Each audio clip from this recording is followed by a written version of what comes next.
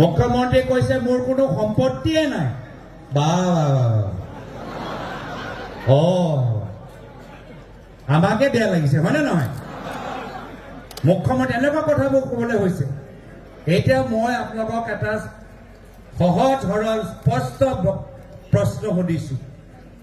মুখ্যমন্ত্ৰীয়ে যে কৈছে মোৰ কোনো সম্পত্তি নাই, আপুনি বিশ্বাস কৰে নেকি কওকচোন?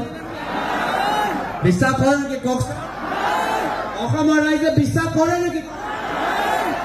শ্ৰদ্ধেয় ৰাইজ, অসমৰ মুখ্যমন্ত্ৰী কৰোড়পতি মুখ্যমন্ত্ৰী, কৰোড়পতি মুখ্যমন্ত্ৰী।